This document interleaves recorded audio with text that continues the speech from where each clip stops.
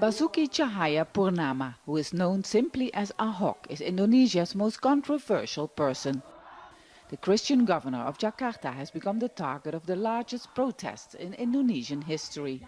But opinion polls held after this massive protest on December the 2nd, when hundreds of thousands took to the streets demanding his arrest, suggest a rise in approval ratings. Despite his blasphemy trial for questioning the use of a Quranic verse. A few months ago, his popularity went down drastically because of his remarks about the Quran. But now we see that people are rethinking this. People now think more about the future of the city and the leader they want for Jakarta. Polls show that responding to the annual flooding of the capital is seen as Ahok's biggest achievement as a governor. The floods were 1.8 meters high when I measured them. The water came up to here. In 2007, the water came up 3 meters and even reached the second floor. But since 2014, we've had no more flooding. Residents of Kampung Melayu, one of Jakarta's worst-hit areas, are happy with Ahok, who cleaned up and widened rivers to prevent flooding.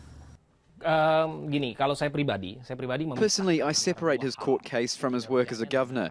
I leave the court case up to the judges, and I support a principle of presumption of innocence. What I want is him to be elected again as governor so he can continue his work. But the outspoken governor, known for his no-nonsense approach, has also made enemies. In his efforts to clean up slums, he created resentment for not giving alternatives to the thousands who lost their homes.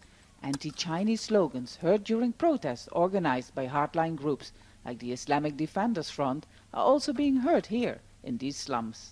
I'm more than disappointed in him. I will be disappointed for the rest of my life. I would even kill him. Who is Ahok really? Ahok is Chinese.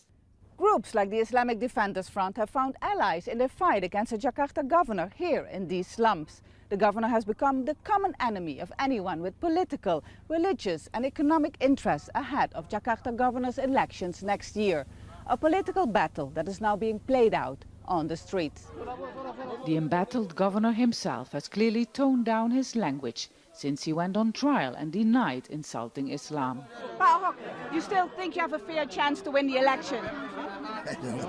No comment. His election chances will depend on the blasphemy trial, which is predicted to last for months. If re-elected on February the 15th, but convicted and jailed, his vice-governor is expected to take his place.